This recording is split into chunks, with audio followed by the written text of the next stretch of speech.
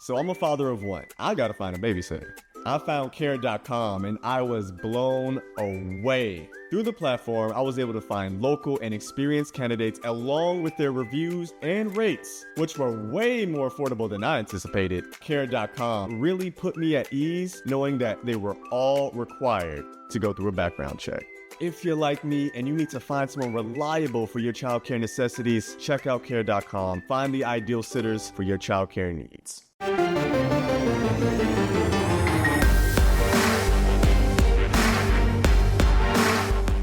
You've discovered your link to GoPowerCat.com's PowerCat podcast. Now, here's your host, GoPowerCat.com publisher, Tim Fitzgerald. Down by 21 points with less than 3 minutes to go in the third quarter, in a game on the home field of the third-ranked team in the country, the odds of Kansas State coming back to win last Saturday's game against Oklahoma were minuscule, tiny, a fraction. And yet, that's exactly what Kansas State did. Skylar Thompson led the Wildcats back by scoring 24 unanswered points to leave Norman with a 38-35 victory and the program's second straight victory over Oklahoma. It was one of the largest comeback wins in school history, and now Kansas State returns home to play host to Texas Tech on Saturday at Bill Snyder Family Stadium. Well, welcome to the Fitz and Keats PowerCat pregame show, sponsored by Robbins Motor Company, the dedicated team of automotive professionals at Robbins Chrysler Dodge Jeep Ram Fiat will match you with a vehicle that suits your lifestyle and budget. Robbins Motor Company, title sponsor of the PowerCat pregame show. Kansas State and Texas Tech kick off at 2:30 at Bill Snyder Family Stadium on Saturday. The game will be on FS1 with Joe Davis on play-by-play, Mark Helfrich as the analyst, and of course you can always hear the game on the 39-station K-State Sports Radio Network with Wyatt Thompson on the call. Kansas State is coming off that amazing 38-35 victory at number 3 Oklahoma.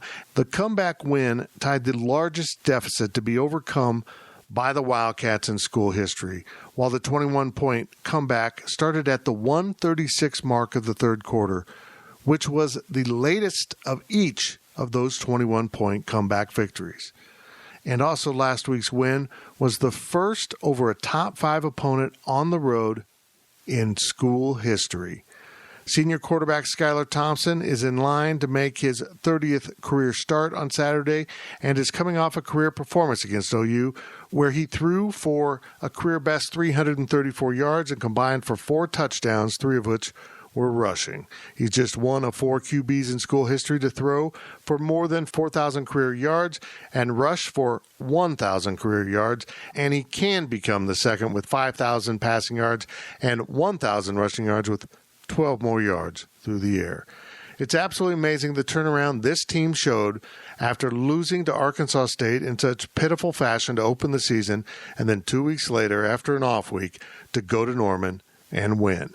And another reason was the littlest guy on the field, true freshman running back Deuce Vaughn. He continues to impress as he totaled 174 all-purpose yards against Oklahoma, which included 129 yards through the air and 45 more on the ground. There were plenty of stars. We saw Khalid Duke come back after missing the first game and starring at defensive end and completely disrupting the Oklahoma offense in the fourth quarter. Jerron McPherson was named the top defensive player in the country by one national outlet after dominating Oklahoma with a physical performance from a safety position.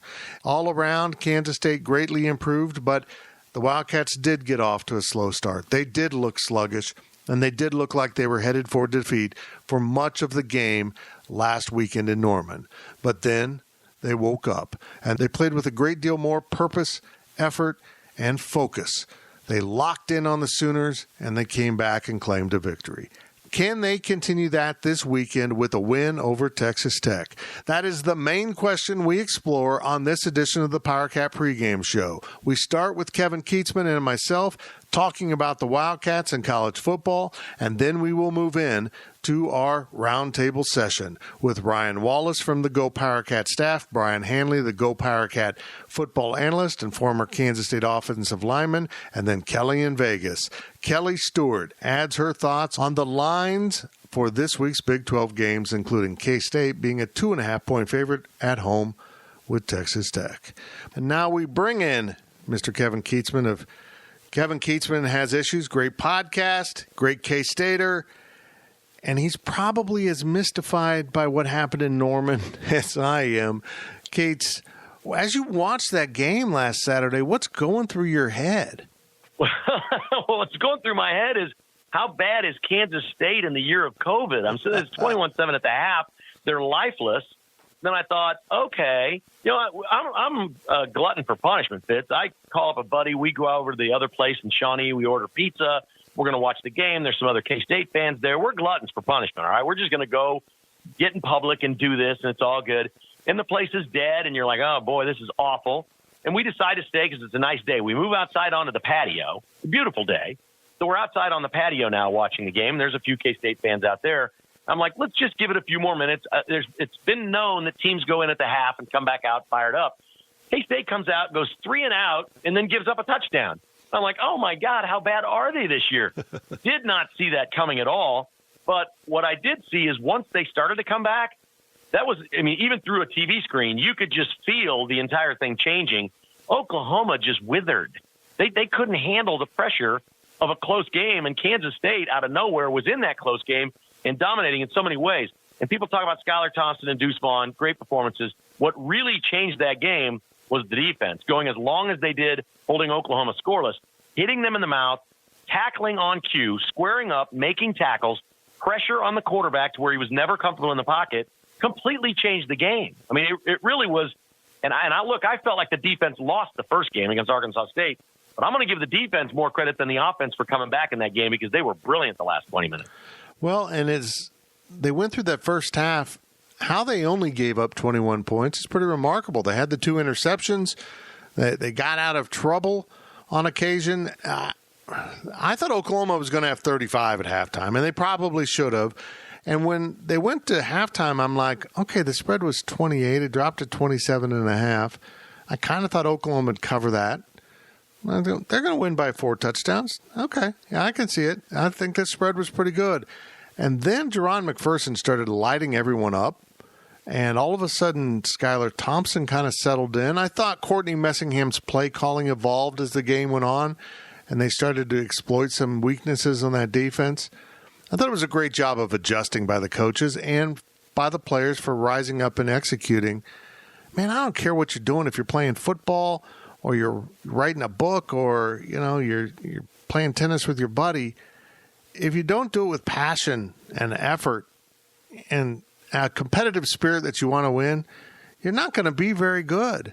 And it's like K-State woke up and said, hey, we're playing football. Let's go have fun and hit people. That's what the game's about. And Oklahoma didn't like it one bit, and Spencer Rattler didn't like it one bit. Once in the fourth quarter, they started harassing him. We saw a freshman look like a freshman when everyone was comparing him to Patrick Mahomes. Suddenly that stopped. The encouraging thing here is I think K-State rediscovered the level at which it must play emotionally to be successful. And if they can repeat that on Saturdays throughout this fall, they're going to have a lot of success in the Big 12, won't they? Well, it's an excellent point, and we're hearing from Chiefs players and players around the NFL that are saying that they're finding it hard to get up for some of these games with either very small crowds or nobody at all in the seats, that it is just different. It feels like a practice, that it's hard to be up, and you have to find a way. You have to find a way to do that. Kansas State did do that. There was a great sign in the Chiefs game this past week. Eric Fisher, their left tackle, caught a touchdown pass, and he came over to the sideline. And I think there were only like 500 people in the stadium in Baltimore. It was family and friends. If you lived with somebody that worked for the Ravens, you could come to the game. That's just how it basically worked. You had to get tested, you could come. There's basically no crowd, and it's just a weird thing. And Eric Fisher caught that touchdown pass, and the NFL Films caught him over on the bench, and he's sitting there with his teammates. They go, man, what was that like? And he goes, I blacked out. I don't remember. My whole life flashed before my eyes. Jesus took the wheel, and I don't even remember the play. And it was funny. It was really funny. When he said that to his teammates, they were giving him this hard time. And it was at that moment where I thought, okay, in this game, the Chiefs did something they didn't do in their first two games. They were at an emotional level, and the game meant so much that they were feeling the euphoria, the high of competing and beating another really good team, that things would happen like that to an Eric Fisher who's been in the league a long time, was a big draft pick. To me, that said the stadium could have been full or not full, and he wouldn't have known it, that they were in the moment. And I think maybe Kansas State got to the same place. And what's going to be curious to see is if the Wildcats carry that over and now know how to perform with small crowds or no crowds and be up more often. You can't do it every snap, but to be up more often, man, they were a really good-looking football team when they looked like they were playing really hard. The thing they learned the most from this game was the fact that, hey, we can be successful even when COVID has taken a bite out of our lineup, missing 7 starters or whatever the number that was put out there. They were missing a lot of players, and not just because of positives, as we've said over and over. Contact tracing is just wreaking havoc with their roster. So it was almost like they said, you know what, we can win even though we've got backup corners and safeties playing out a spot and a corner at nickelback. We can still win. And I think that's a great message to send the program on down the season. Okay, we've always had guys leave because of injury. Now they're going to leave because of an illness or an infection or a possible exposure. And we just got to keep playing. And it is next man up personified. You've got to be ready at any time because you might be third string and start.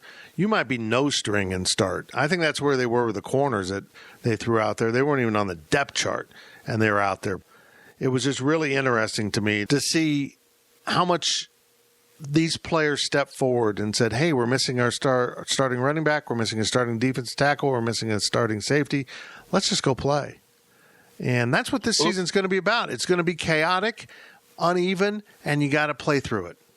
I think we're going to hear some coaches, and Chris Kleiman will probably be one of them later this year, say, you know what, this COVID thing galvanized my team like no team I've ever had before. You know, I had guys that were walk-ons or third stringers that largely don't feel engaged. They don't get a lot of reps in practice.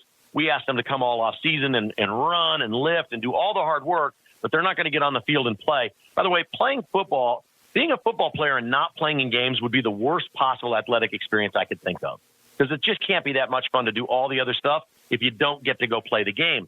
But I think what in Kansas State's category this year or situation is so many guys probably feel engaged in this and part of the team.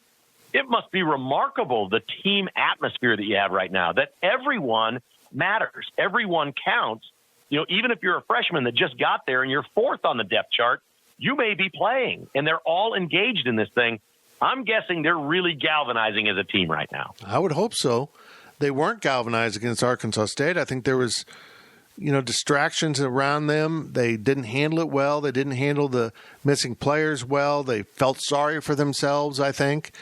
They certainly didn't play with emotion coming out on their home field. I think that this team better have learned positive lessons about the effort with which they must play and the focus that they must have in preparation, because you're going to get thrown into the fire. And the fire might be a redshirt freshman quarterback that everyone's writing down already for a Heisman Trophy in his career. And you have to overcome that. And they did a remarkable job. And you know what? Texas Tech, the team they play on Saturday, is kind of also a symptom of the pandemic. We don't really know if Texas Tech is as bad as it seems like, but they're 1-1. They should have beaten Texas.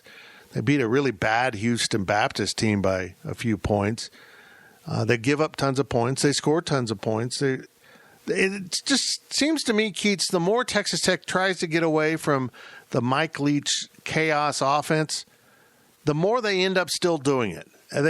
It's like it's in their DNA now, and they can't stop these bad habits of scoring a bunch of points and not being able to stop anyone, because the way they lost 63-56 in overtime, to be up 15 points with 3 minutes to go and lose at home because you went into overtime and you gave up, 22 straight points in the last 3+ minutes with overtime.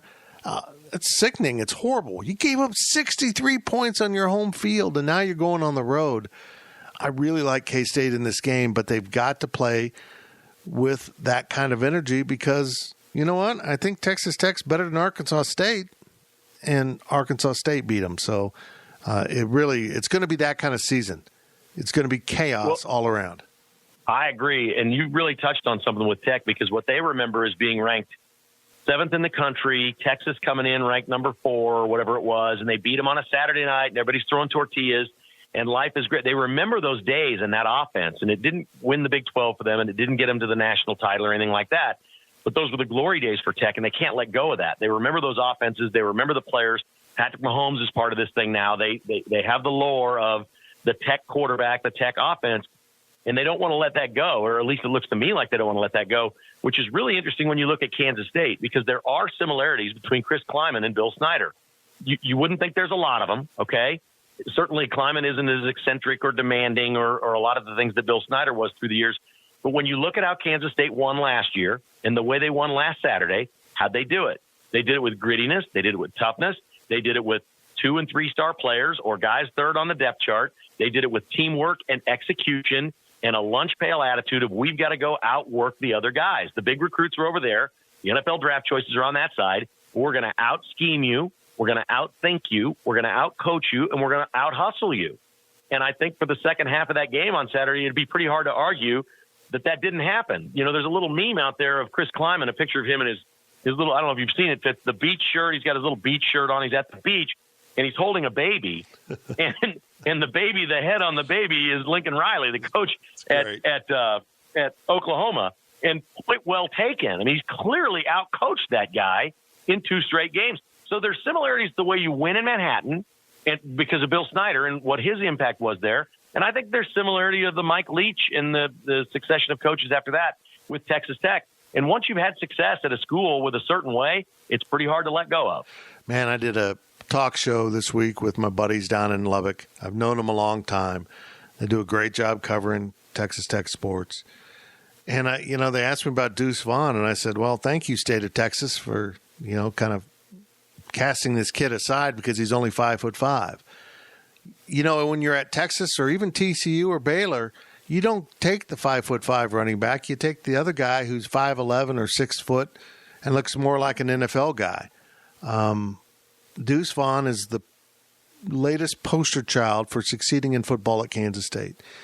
You take the guy who can make a difference for you, but doesn't fit some of the physical norms for the other programs. Tyler Lockett's too small, but he can run, and he'll never be able to, be open consistently because he's so small. Deuce Vaughn / Darren Sproles, too small, won't be able to pass block, won't be able to do this. And that's the kind of players that K-State can get, will get, and it's not like they don't want a big running back. They'd love to have a big running back that's an NFL-type guy. But Deuce Vaughn, yeah, he's, as Chris Kleiman said, a generational-type guy. You don't get a raw talent like this very often, or a kid of this quality, a young man who comes into his first year of college football mentally prepared to play. You don't get that very often, and it sets a tone in your locker room. And it's really more about what he does on 6 days a week than Saturdays, because the tone he sets with his preparation and his K-State's ability to go grab his assets that he brings to the table and accentuate those, I think that encourages recruits and really helps your locker room. Deuce Vaughn's a stud, and I don't care if he's 5'5" and 25 pounds lighter than Darren Sproles. He's going to win you a lot of games in the Big 12 because he's got it. Whatever it is, he's got it, and he showed it against Oklahoma. Well, you and I combined probably have about 70 years of covering football at all kinds of different levels. And I've heard a lot of different explanations of how hard the work is that you put in football and how the payoff is on Saturday or Sunday in the NFL or Friday night if you're a high school player. I've never heard it described like Deuce Vaughn after the game last week. It was just classic. His dad is a scout for the Dallas Cowboys. He's been in football his whole life. He said, my dad taught me that college football is like an ATM. And I'm waiting for this. I'm like, oh, God, what is he going to say next? He goes, you put your money in all week long, and then you take it out on Saturday and you have fun. And I'm like, are you kidding me? What a great metaphor for football. Now, that's not good financial advice. Keep your money in the bank. Don't take it all out and blow it. But that's a college student. If you have a part-time job in college, what do? You put your money in the ATM all week, and then you go out on Saturday and you spend it all. And that's what he was saying he was doing in football. And I just thought that was man, that kid is full of life, Fitz. He sounds like he is really filled with life. Yeah, he's impressive. He really, really is impressive as a young man. We've had a true freshman sit down on a Zoom call for the first 2 games and take questions. It's incredible, Ed, and handle himself like a gentleman. I do wonder if they got him on a booster seat or something, or they have to lower the camera for him. He is so small. I mean, it's amazing. He's lighter and shorter than Darren Sproles, and yet you can see those type of things, and you really get nervous about making those comparisons. But when he breaks 4 tackles on his way to almost scoring, you're like, that looks familiar, doesn't it? It's awfully fun. And you mentioned the common traits between Bill Snyder and Chris Kleiman, and here's another one. We don't have so many playmakers that we can scatter them around the field and cause you problems. It sounds like the Chiefs. I've got these guys, and I've got this guy who does this really well, and this guy who does this really well, and this guy who does that really well. And we're going to do that. That's what we're going to pick our fights. Skyler's going to run the ball close to the end zone, and Deuce is going to catch the ball out of the backfield, running some patterns against your linebackers you can't possibly stop. And Briley Moore is going to run up here, stop, catch the ball, and pick up a first down. We're going to keep doing that over and over. And you don't have as many weapons, but, boy, you highlight those weapons. You know that Tyler Lockett's going to get free on you. You know that Darren Sproles is going to get the ball or they're going to throw him a screen. It's just the way it is with K-State. You're not going to get as much, but you got enough to win, and that's what they did at Oklahoma. Yeah, well said. It was a lot of fun to watch, and I'm excited for the season. I mean, it's amazing the turnaround after the disappointing part of losing to Arkansas State and then the comeback win against Oklahoma. The Cats are in this race. I mean, maybe everybody's in the race. I don't know. I don't know what's going to happen in the Big 12. It looks pretty hard to predict at this point, but the Cats are certainly in it. You cannot dispute that they are capable of winning this league. Whether you can go do it or not, you always need some breaks and things like that. Whether it actually happens is another discussion, but they are definitely in the hunt. They really are. This is a huge game because you can kind of continue your momentum. You were almost sad that game ended. Well, part of you were happy the game ended with K-State ahead because I was fearing that the momentum could switch back at any moment. Now people down in Oklahoma said in hindsight that game would have just gotten worse. Oklahoma was just shut down and they were done playing and it would have gotten worse. But you hope now K-State can continue that into a game against Texas Tech, a very beatable opponent, in my opinion. They don't play defense, and I like Texas Tech. I mean, I think Alan Bowman's a good quarterback, but I don't know that he's going to win you much of anything. He's going to put up some stats because that's what this Matt Wells offense also does, but he's not going to win you a ton of games. If K-State can knock them around and not get nickeled and dimed with their defense, I think K-State's going to be in a pretty good situation on Saturday, and you win that. Go to TCU against a depleted team. That's going to be tough. And come home for Kansas.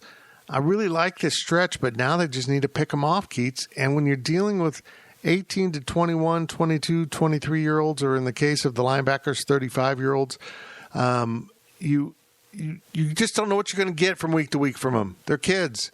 And if you can keep them focused and locked in, you're going to be in good shape. That's one of the things Bill Snyder did that I'm still curious to see if Chris Kleiman can do that, because with the big victories they had last year, they also had some real clunkers. I mean, losing to West Virginia at home was a clunker. And so if they can kind of get over that, put that Arkansas State game in the past and start picking off the opponents they need to pick off, I'm going to feel really, really good about the future of the program because they're recruiting at a higher level now too. No, it's very exciting. There's no question it's exciting because, this year, whatever happens, happens. And I'd kind of resign myself to, hey, it's a COVID year. It's weird. We're not going to hold a whole lot of people accountable. But if Chris Kleiman wants to go out there and go 7-2 in the Big 12 this year, I think the verdict is in. We'll know. We'll know exactly what Kansas State and Chris Kleiman are, and the rest of the Big 12 is just going to have to deal with it because and that would be fantastic if that happened. I don't know if it will. Kansas State hasn't played enough good football yet this year to say, hey, they are that. If they start to show consistency, if they go out and play 3 of 4 quarters this Saturday of winning football or, and win the game by 17 points or 20 points, people are going to start talking about Kansas State. But you got to bring it week in and week out. And I do think Bill Snyder in his tenure, mentally and physically exhausted his players over the course of the season because every day was like the end of the world. I don't think Chris Kleiman is like that, and that probably explains why there could be some lapses along the way that maybe Bill Snyder didn't have. But I really like his style. I like the way he does it. He doesn't panic. He seems in control over there. They made a nice adjustment last week. If I'm not mistaken, did they put like a third defensive end in and take out one of the interior defensive linemen, and that's really what improved the pass rush? And that's a hard thing for a coach to do that says, look, we got to stop the run first. I think that's probably the way Kansas State thinks. That's a hard move to make, but, man, it paid off big. Yeah, once they put Spencer Rattler into the position of needing to throw the ball a little bit more, they did. They went to what used to be known as the jet package, the smaller linemen that get after the quarterback, and they just were unblockable. It was really brilliant to watch. A thing about this pandemic season is if you're Kansas State or if you're Kansas, if you're any program that is trying to retool the program with freshmen, bring up a bunch of young guys and get them ready to play. K-State's still taking a few JUCOs. KU's decided not to do it at all, which I support what the idea behind that. Let's put it that way. This season doesn't count. These freshmen are going to play in games and be freshmen again. Even if they play in all 10 games, they're freshmen again next year. You're going to end up with a giant mega class here of your combined 2020 and 21 recruits all being freshmen together, basically, in eligibility. But that's when you really start to build it up. When you get those guys to their fourth and fifth year, when it's actually their fifth and sixth year, that's when you're going to get pretty good programs. And if you're Kansas State, that times really well with Chris Kleiman. That means the entire roster now belongs to him in terms of recruiting. It's all his players. And, the guys that played in 2020 are now sixth-year seniors, but fifth year in eligibility if they do ever redshirt. It's a real opportunity, and everything you can accomplish this season is just extra gold, extra gravy, however you want to say it. It's just extra. And you move on to next year, and everyone will put an asterisk by this year unless you feel really good about what you did. Then you'll talk about it. Hey, let's see him go win a trophy, and we'll just pour gravy over the top. I love it. I love it. We need more gravy in football. That's right. The whole season is just gravy. Go get it, man. Go get it. His name's Kevin Keatsman. He's an absolute pro and been a longtime friend. Keats, so glad we're doing this together. This is a lot of fun. Yeah, thank you for having me, as always, man. It's great fun. When we return on the PowerCat pregame show, we will turn our attention to our analysts in roundtable fashion. Ryan Wallace, Brian Hanley, and Kelly Stewart with the gambling aspect of this whole thing next after this break on the PowerCat pregame show. The PowerCat Podcast will be right back.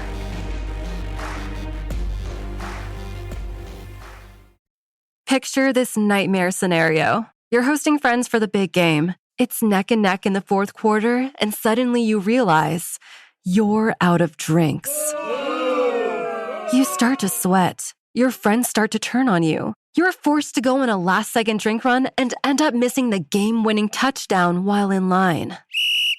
Terrifying, isn't it? Luckily, you can avoid the drama with Drizzly, the go-to app for drink delivery. With Drizzly, you can shop a huge selection of beer, wine, and spirits, then get them delivered right to your watch party. Compare prices across multiple stores in your area, find the best deals on game day drinks, and get back to armchair quarterbacking from, you guessed it, your armchair. Download the Drizzly app or go to drizzly.com. That's DRIZLY.com today. Must be 21 plus, not available in all locations.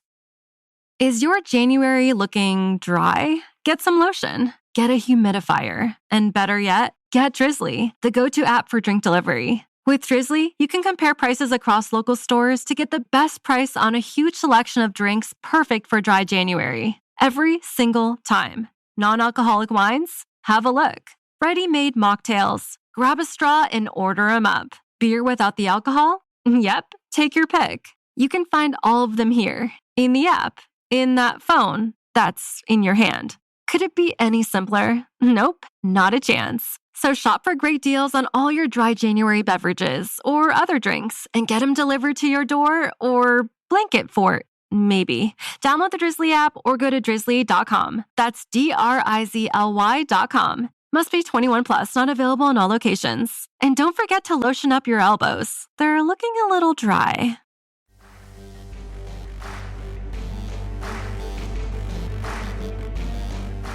We now send it back to the PowerCat podcast. Welcome back to the PowerCat pregame show, brought to you by Robbins Motor Company.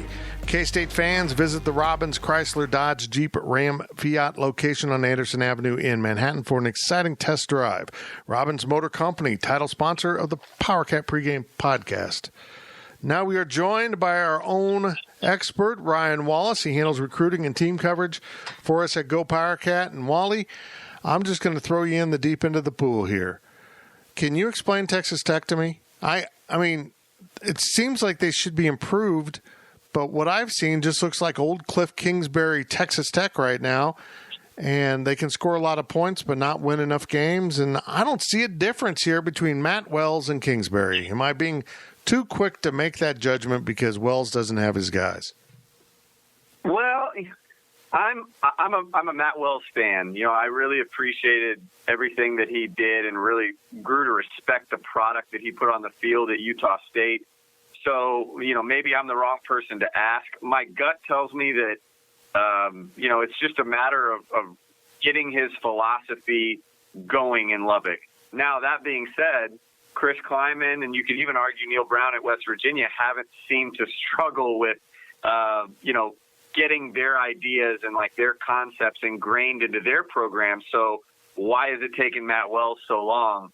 That's a good question. You know, he brought in the right guys on offense to continue with what Cliff Kingsbury had going with the Red Raiders as far as kind of that air raid attack. And so maybe that's why we're seeing them hit their stride or continuing their stride more on offense than on defense. But yeah, defensively, I'll throw it back to you by saying this, Fitz. I went back and watched a little bit of their game against Houston Baptist and a little bit of their game against Texas. And while I realize they're not Oklahoma, both times that I put the tape on, I'm just going, my God, this team is slow. Like there's just it will be a completely different world than what K-State saw last Saturday. It's hard for me to believe that they're having these issues. They had issues with Houston Baptist. I mean, we had a funny discussion on the PowerCat Questions podcast. We didn't even know their mascot. I mean, I barely knew Houston Baptist played football, let alone had a field so dinky that there's a CVS pharmacy right behind the fence, behind the opposing bench. I mean, literally within feet. It's just comical that they had those issues. And then they play well enough to be ahead of Texas by 15 3 minutes left in the fourth quarter and lost. I mean, that takes a special kind of bad to do that. That's just, they can't play defense, man. They just don't. There's no culture of defense in Lubbock. They haven't recruited for defense in Lubbock. And it's going to be a painful switch over trying to get to better players on that side of the ball, because what the next step is adding defensive players, and the offense won't be as good. So it's just going to be a vicious cycle for a little while until they get it settled down. But it's a mess. And with all of that said, they could win in Manhattan, because we saw Arkansas State win in Manhattan. And if you don't come with your chin strap locked down for every game this year and totally focused, I mean 60 minutes of focus, ask Oklahoma, you're going to lose. And that's where K-State sits. They better be prepared and ready to play this all the way through the final buzzer, or they will lose this game. Yeah, I do feel a little bit better, you know, with K-State coming into this game, having played an Arkansas State offense, having played especially an Oklahoma offense.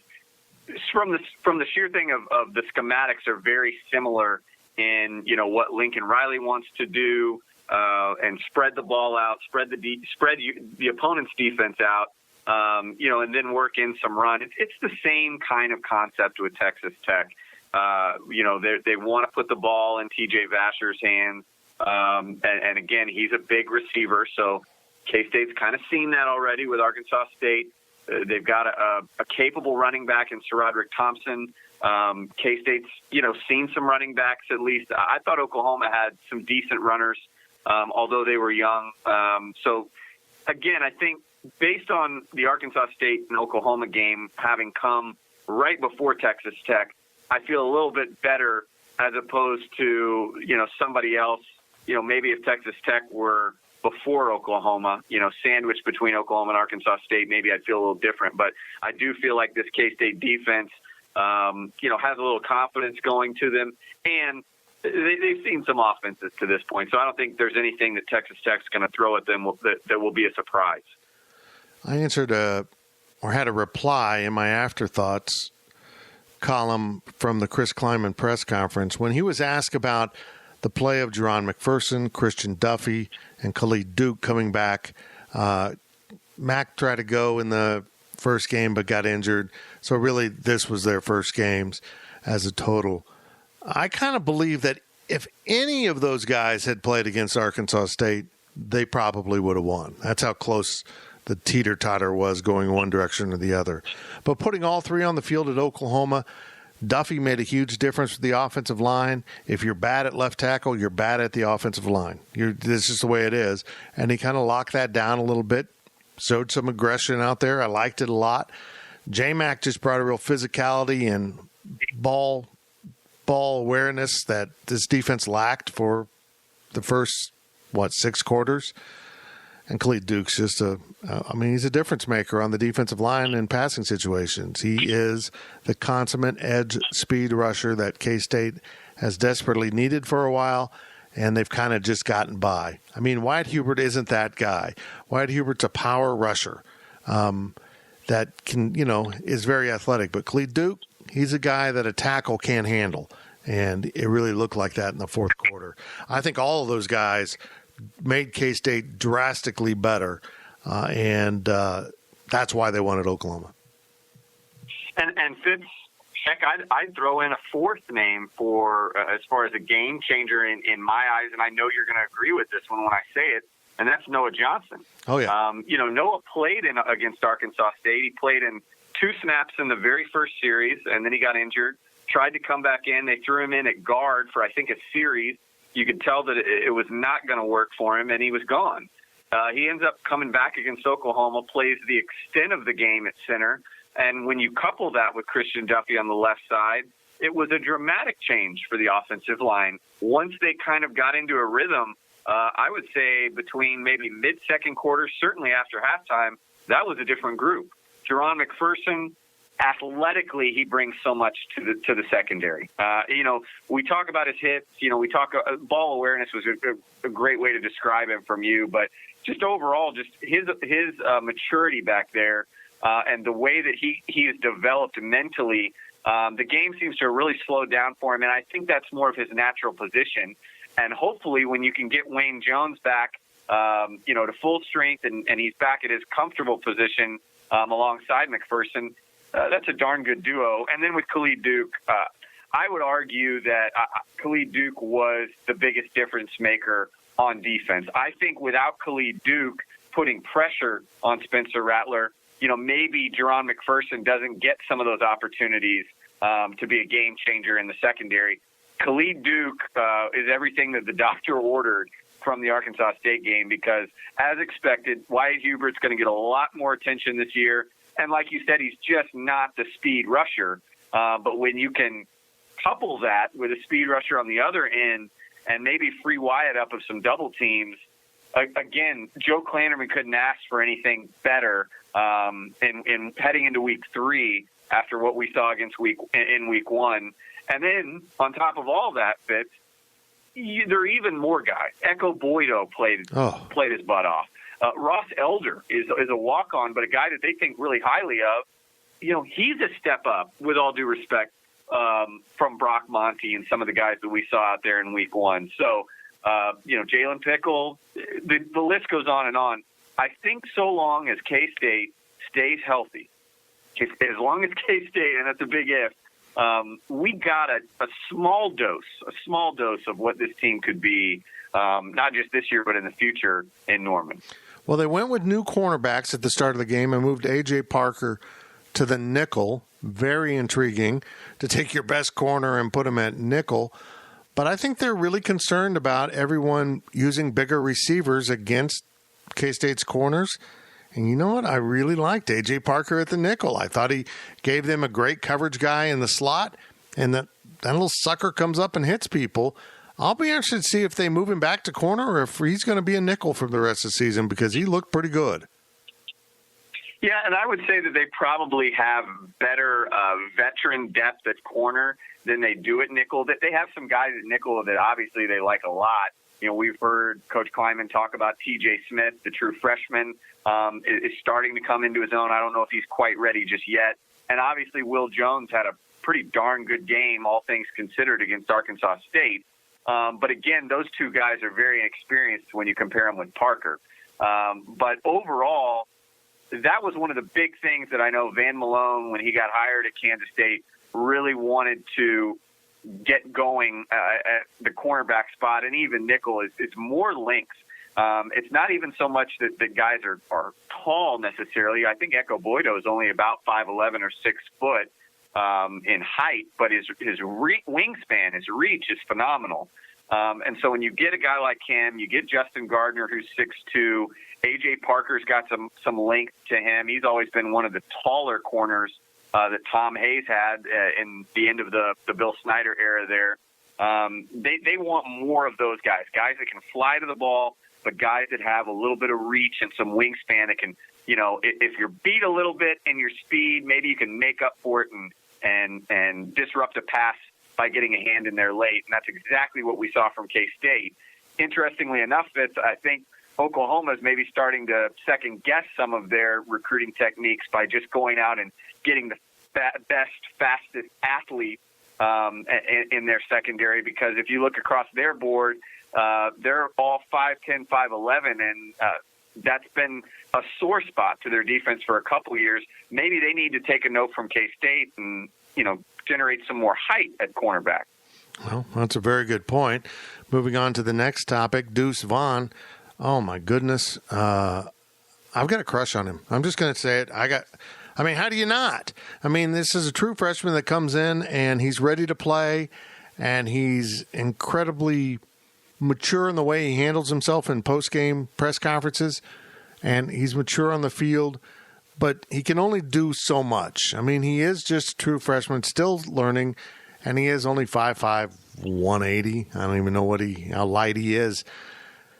Coach Kleiman talked about they will stay with running back by committee. They'll get Harry Trotter back from COVID at some point. Keon Mosey stepped up, played a little bit.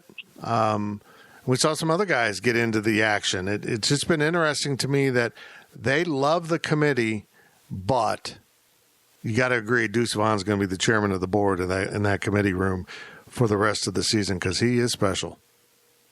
He's special, but one thing that I have started to question and wonder about, maybe question's the wrong word because so far so good, but there is some worry from me, and I think you're kind of alluding to it, Fitz, with, you know, Deuce Vaughn. I don't know if he's ever going to be a bell cow because I don't know if that's what's going to make Deuce Vaughn be as good as he has been these last 2 weeks. I don't know if giving him the ball, you know, 10, 15 times a game is really what's going to make him pop.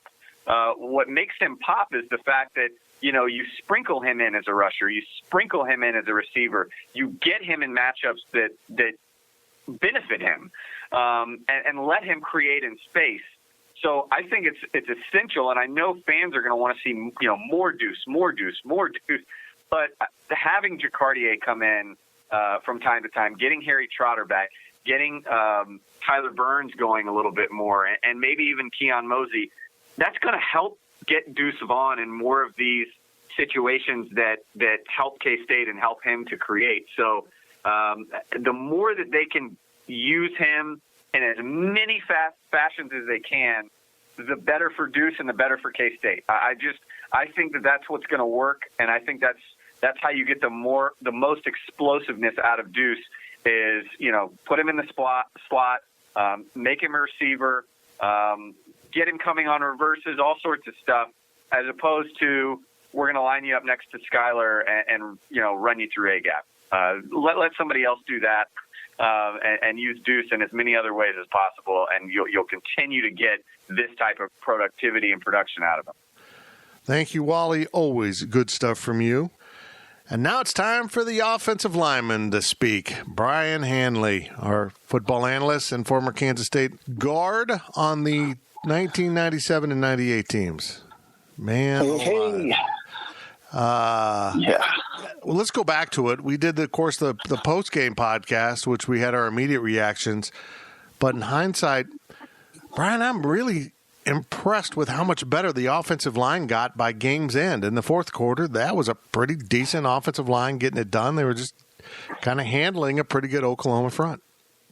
Yeah, it's amazing what a little confidence, just having a little confidence, a little game confidence will do for you, because that's what it seemed like. It seemed like they got a little confidence, got some plays under their belt that were good, and then it just snowballed. Which, again, when you're dealing with kids, that happens a lot. So I'm proud of the guys.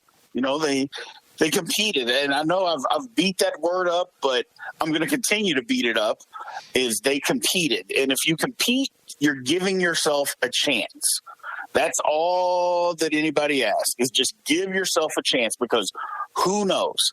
And when you compete to the end, and they did not quit, that's exactly what can happen. Good things happen. You just got to keep going, keep competing. And the O-line did that. I was very proud of them. That's interesting. You bring up competing. I feel like this entire team and the O-line was a reflection of that. For the first 7 quarters mostly of this football season weren't full throttle competing. They were somewhat going through the motions, somewhat worried about being in the right place and doing the right thing. And then at some point late in the third quarter, fourth quarter in Norman, they just started playing football and competing at a high level. They were hitting harder. They were executing better. They were running better. Skylar was throwing better. Just when you really lock in and you compete, you can be a pretty good football team. And that's what they did. And that's how they came back and beat Oklahoma. But can they sustain it? That is my ongoing question. Was that a fleeting moment, or is this now what we're going to see moving forward? Well, this week's going to be a key to figuring that out, because especially on the offensive side of the ball. I mean, Tech gave up over 60 points, so if there's going to be some continual growth on the offensive side of the ball, it's going to have to be there. And I'm not discounting the other side of the football. I'm just saying this week, to move the football on the offensive side, we should be able to continue to do that. It doesn't look like Tech. It's a typical Tech team. They don't put up much resistance on the defensive side of the ball. They go really fast on offense, so we're going to have our hands full. But I also saw cracks in their offensive line, and if our defensive line plays the way that they did the last quarter against OU, we'll be able to put pressure on them and be in position to make plays. So we'll see. This is a very good test to see if we can continue. It's almost like we're glad this game is coming, because, hey, who knows how good Tech really is? Personally, I don't know that they're that good. I saw a little bit of the first game. I saw the game last week. This is a game that I believe K-State should win. But who knows? Like I said, the young guys, let's see if we can keep the momentum going and build something here. Because if Coach Kleiman wants to build a program, these are the games that you have to win after coming off the huge high. You're going to come down a notch, but you got to still perform. So if we're trying to build the program, this was Coach Snyder's MO. I'll just flat out honest. That was his MO. Yeah, we can get the big win, but you know what? We could win 5 or 6 games on top of that too. So that's how you build a program. Yeah, they just kind of have to find that gear and stay in it for a prolonged period, which, they had big wins last year, but then they had some really disappointing losses. So you can't keep rebounding back and forth. That's exhausting for your fan base and your program. But Texas Tech appears to be the perfect team at the perfect time, because they will test this defense. They will score points, but Kansas State, quite simply put, should outscore Texas Tech. They're not very good. No. And in watching that game against Texas, I learned one thing. Texas isn't very good either. So This conference is wide open, and you've got an opportunity here on this Saturday in Manhattan, Kansas, to perpetuate your playing style, to emphatically say, hey, forget Arkansas State. We're in the Big 12 games now, and we're going to be the team to beat. It's weird to say after losing that Arkansas State game, but K-State is indeed in that position now that they beat Oklahoma. Absolutely. They're absolutely in that position. And they just have to, again, keep competing, keep battling. I mean, this is their – I mean, if you just look at it, and it's kind of what you said. I know it's weird to say, but it's their conference to lose. Now, we got a long way to go, and last Saturday was just one game. But why can't it just be the start of something? I mean, who says that it can't be more? You know, who says that this can't just be the kickoff point? I believe that it should be. And if we're going to want to get to the program to where we need it to be and where we want it to be, this has to be just the beginning. Just the beginning. We don't have time to have these hiccups. We already had the hiccup. Well, that's over. So now it's time to get going and get moving with the season, and here we are. Let's get it going. Let's string together some wins. Well, Alan Bowman is a experienced quarterback for Texas Tech. You know, he played last year. He's only a sophomore, but he's got whoa, what the heck? Thank you for doing that. He's got a lot of experience with him, but he still makes some mistakes. After watching what Kansas State's defense did to a really, really talented quarterback and Spencer Rattler last week, a guy that had only 3 incompletions through 3 quarters, and then they really got after him in the fourth quarter, and he went 4 of 12. It was a shocking change, but it all happened, Brian, because all of a sudden the front 4 was getting pressure without the help of linebackers and safeties and corners. They were winning the point of attack consistently on every snap and rattled a young quarterback and got to him. They've got to do that with Bowman again. They can't be just throwing a bunch of blitzes at him because they need those guys in coverage against this passing scheme of Coach Matt Wells. I hope they're healthy along that line, and we can see more Khalid Duke and his impact on this team, because it was significant as that game progressed in Norman.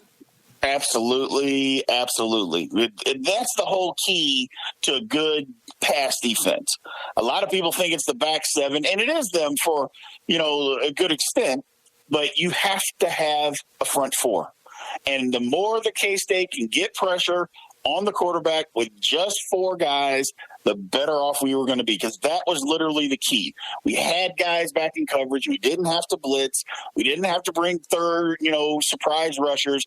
We just said, you know what? We're going to line up. Our guys are going to beat your guys, so our back 7 can cover your guys. And that's exactly what happened. It's going to happen this week, because although Tech is the typical Tech team, that part of the typical Tech team means they score a lot of points. Yeah. So we got to be able to slow them down. I feel like K-State can go into their kind of speed rush package they use quite a bit against Oklahoma more often than the Wildcats will typically be able to, because as of now, Tech is running the ball 39% of the time.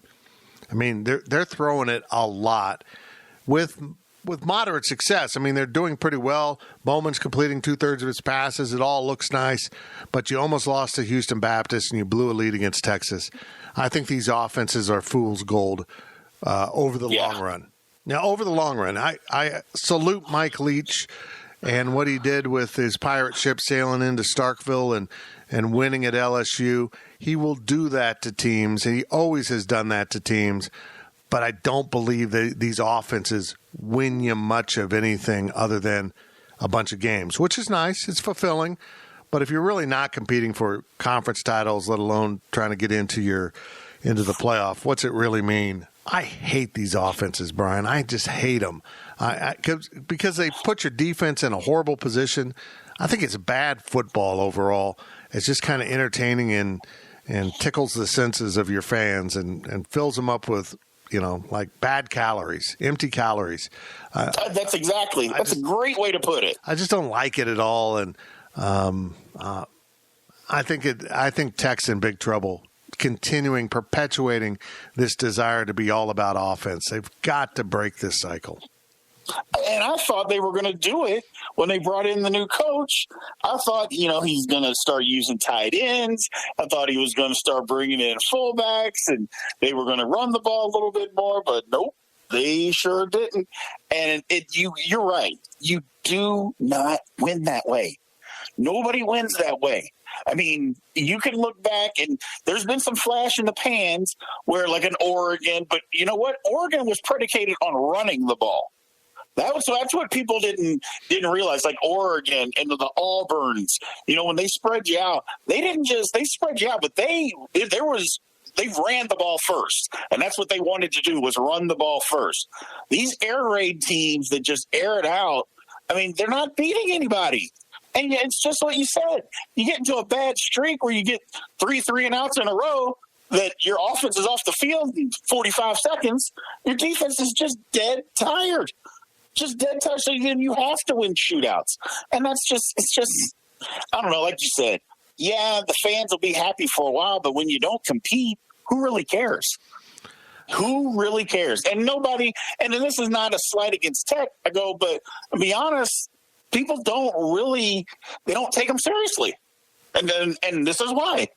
No, it's kind of a sideshow. Matt Wells rolls into Lubbock from Logan, Utah. He had great success at Utah State. He's a great coach. I have no doubt about that. But what he ran into in Lubbock is a culture of offensive football. And, oh, by the way, we didn't bother to recruit many defensive players over the last 4 years. So here's your roster. So will he get better? I think so. I do, but I can tell you this. If I'm a defensive player or a defensive coach, I want nothing to do with coaching in Lubbock. Nothing. No. It's a career killer. It just makes you look bad. And I think they're just in a vicious cycle that it's going to be hard to break. And here they are again, not playing defense and throwing the ball, and I wish them luck. Yeah, until they decide that they're going to do a complete overhaul, it is what it is. It's going to be the same. It's a shame because it's fine. It's okay university, but it's not going to be any different. They're just not going to be relevant. They'll surprise a team here or there. They'll beat a Texas. They'll beat an OU. They'll beat a K-State from time to time. But they just, you can have those flash in the pans, but you're also going to lose 4 or 5 ball games a year. And that's just what's going to happen. Thank you, Brian Hanley. And now let's bring in the one and only Kelly in Vegas, Kelly Stewart. Kelly, I'm glad I didn't vote. I'm glad I didn't bet on that K-State Oklahoma game. I would have bet the over. I would have bet I would have bet Oklahoma covering. I didn't see any way K-State was going to win, and it's the second straight year I've made this mistake. So K-State fans, get ready. I'm going to predict Oklahoma in blowout fashion for the rest of my life because this seems to work. It's better that way, don't you think? Oh, yeah. Then the wins just make you so much happier because you never saw them coming. Truth be told, Tim, listen, I said last week, beating Oklahoma 2 years in a row, K-State has never done in my lifetime. They may have never done it at all that I know of. But it's just the truth. Listen, when you have a team like Oklahoma full of 5-star recruits and a team like Kansas State full of 2- and 3-star recruits, every once in a while, those 5-star recruits are going to get their asses handed to them. And that's what happened because sometimes heart plays over talent. I think the K-State defense did a really good job of taking Spencer Rattler out of his, we'll call it his game plan and how he wanted the game to play out, and was really able to stop the run. And to be able to do that against this really talented Oklahoma team was very impressive. Well, sometimes they're 5 stars, and they've been better than everyone else their entire lives, and they really haven't faced adversity. They haven't faced having to perform at a high level in the fourth quarter against a defense that's attacking you and putting you out of your comfort zone. And that's what Spencer Rattler looked like. It looked like, hey, football is easy for 3 quarters. Football's easy. Yeah, I throw interceptions once in a while, but I'm Spencer Rattler. It's okay. And then the fourth quarter, Khalid Duke and Wyatt Hubert and the defensive tackles all of a sudden were in his grill. They couldn't run the ball. He had to throw it. They took away his little check down he was loving, and he just freaked out. He completed 4 of 12 passes in the final quarter, and that defined him better than the first 3 quarters. He's really good. Spencer Rattler's really good, and if he learns from this, he's going to be really good. But for now, he can expect to see a lot of pressure from a lot of teams because he did not respond in that game. I know we're going to talk about K-State first, but that's actually why I have my little paperwork out here. I'm looking at Iowa State, and I haven't made a bet yet, but that's why I have Iowa State circled, because I think we gave Matt Campbell the blueprint on how to beat Oklahoma. And I don't think a lot of things change over a week's time. And I think if Iowa State puts that same kind of pressure on him, I think, too, they can come away with the win. And they have a veteran quarterback that can win big games. He had a horrendous interception against TCU, but, that when you got a Brock Purdy, you're going to be in games like that, and he can position them as well as Skylar Thompson did for Kansas State last week. I'm showing OU a touchdown favorite. I'd take Iowa State on that. I think even if OU wins, it's going to be a really close game up at Ames. Yeah, we know that Ames won't have their traditional home field advantage, but there will still be fans there. And I think this Iowa State team got embarrassed by ULL. That was my upset special for week number 1. And I think that last week they said, hey, look, we're on the ropes to not great TCU team. That was still an interesting call there by Gary Patterson at the end, especially with the spread in play. But, man, I definitely have Iowa State on my long list, and we'll probably get to the window at least plus the 7.5, if not a little sprinkle on the money line. Well, let's look at Kansas State with Texas Tech coming to Manhattan. K-State's a 2.5-point favorite at home, which normally would be your home field bump. I don't know. Is that still being observed with limited crowds? So the thing is it's interesting with college football versus NFL is college football lives and breathes home field advantage. We know that the Chiefs have a great home field advantage, Seattle, New Orleans, but for the most part, home field advantage doesn't mean a lot to the NFL, where K-State at 5 p.m. on a Saturday is going to have one of the best home field advantages. Ames, Iowa, particularly during basketball season, against a Big 12 rival. Those kind of environments, yes, absolutely. But we try not to buy into it too much because you have to remember there is some familiarity. But, yeah, we've seen it this year really take a dive. I'd still give the Cats a 1-point home field advantage here. But this kind of is frustrating to me because I was also on Texas Tech last week, and they had a chance to beat Texas as 17.5-point underdogs. You know what? That's hindsight is 2020. The running back should have just fallen down at some point in time, burned out the clock, but instead they gave Texas enough time to put it into overtime. It's really one of those type of plays you go, man, that was kind of a bonehead move. I understand you want to be the hero, but that didn't work out very well for them. But I think really this week K-State's very overvalued. I think this game should be a pick-em. K-State laying 2.5 makes me very nervous. Oh, that's interesting. I look at Texas Tech as a team that maybe is going to be in a lot of games, but because of that defense, they're going to find a way to lose. And I think they'll be losing a lot of close games this year, not because they're competitive, but because they know how to lose close games. They just have a dreadful defense. To give up those they really do. And normally I would look to back Texas Tech here in that kind of letdown spot from Kansas State coming off that big win. But you nailed it, Tim. That's why I can't. I don't trust them. They could be in this game late and allow, Skylar Thompson to dink and dunk his way down the field. Late field goal, K-State gets the cover. I think I'm going to stay away from this game entirely. But I see what you're saying here with Tech. It makes them really, really hard to back. Yeah, I'm intrigued to see Tech play because they just look like Texas Tech. It looks like they changed the coaching staff and they have the same team. We don't play defense. We score a lot of points, and we're kind of you can't. The theory is you can't lose if you score more points than the other team, right? Right. But then they can't stop the other team from scoring more points than them. It's just an ongoing cycle. They've got themselves in this cycle, in Lubbock where they can't get enough defensive players to come in and make them look good. I don't know. Let's look around the rest. It is really tough for this team, and I would agree with you. I took them last week knowing that Texas is going to be overvalued in every scenario forever in their existence because they're the Texas Longhorns. So, speaking of overvalued, is a 12-point favorite at home against a TCU team that I'm not sure what to think of, but I'm not sure what to think of that spread either. What are your thoughts?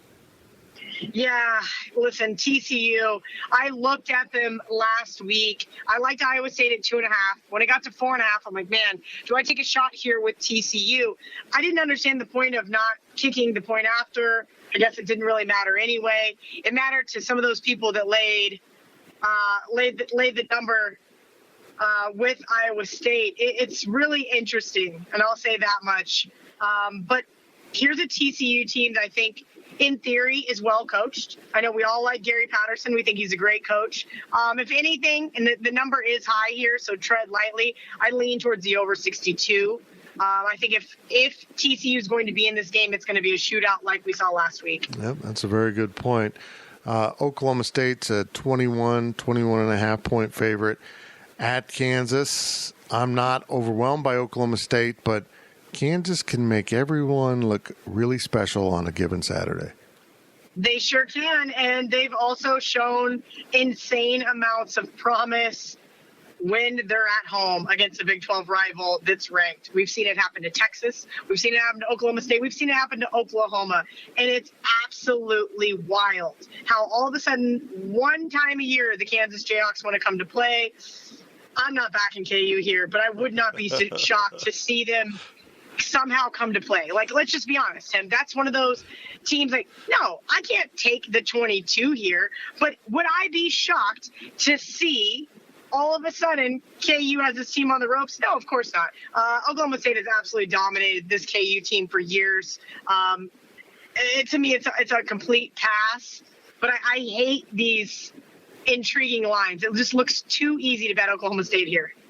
Yeah, over under around 54 seems low. I'm fascinated by this game, actually, to see what it is. But I like how you said nice things about Kansas and then said, but they still suck. That's basically what you just said. They just surprise me. Every few years, there's one game that I'm like, oh, okay, KU. And then every other game is like, well, that's what we expected from you. But no, I have no business with Oklahoma State. I had them last week versus West Virginia. Overall, I was impressed with their play. And I also had Baylor in the second half when Baylor kind of allowed KU to score that early touchdown. I was like, I'm going to take a look at it here at halftime. Sure enough, that was all she wrote. Yeah, exactly. Speaking of Baylor, they are a favorite at West Virginia. I was intrigued by that. That's, because I think West Virginia is actually fairly decent. They didn't win at Stillwater last week, but they're back home. It looks like they might be playing in front of an empty stadium, but Baylor by 3 in Morgantown?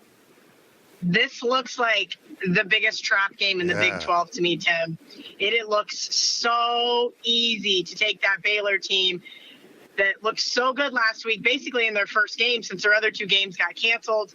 Baylor going on the road to West Virginia. I think West Virginia is going to be very competitive in this game, and that is actually a play I have already made. I took the 3 with the Mountaineers. Yeah, I think I would do the same.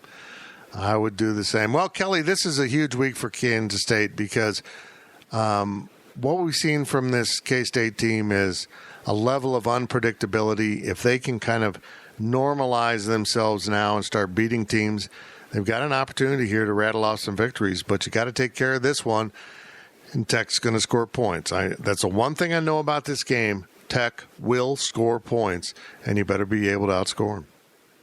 You're right, Tim. K-State has a fairly pretty breezy schedule from here on out. They've got TCU, another bye week. They're going to have KU at home. Then they go on the road on Halloween to West Virginia. I think they have to capitalize here. And like I said, it was no disrespect to K-State, but I do get very nervous in those hangover type situations, confidence levels are at all highs. And you're right. They're going to look at this and say, well, Texas Tech doesn't play any defense. So if we play defense, we should be okay. And that does concern me. But I really, really like what Coach Kleiman and his staff have done so far in Manhattan. It's been absolutely amazing to see them just step in after Snyder left and to really be able to keep a lot of the same values and the same work ethic and all of those things. So excited for the future of Kansas State football. But yeah, I mean, I'm happy to say like this team should win probably more games than originally expected. They've shown that they have the grit and the winning attitude in my book. That will do it for this week's edition of the PowerCat pregame show. My thanks to my co-host Kevin Keatsman for a great job in that first half.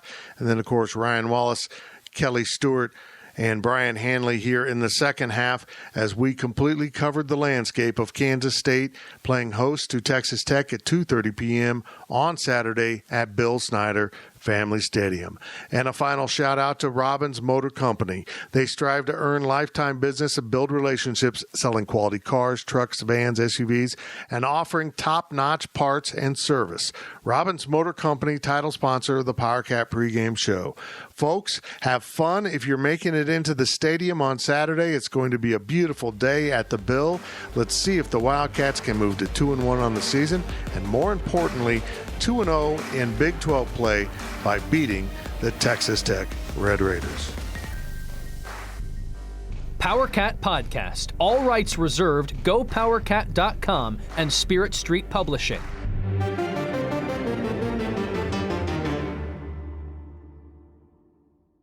With Blue Link Plus, you can access your Hyundai Tucson Limited remotely.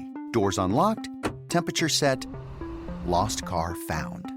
There it is. Get complimentary class-leading Blue Link Plus. Call 562-314-4603 for complete details.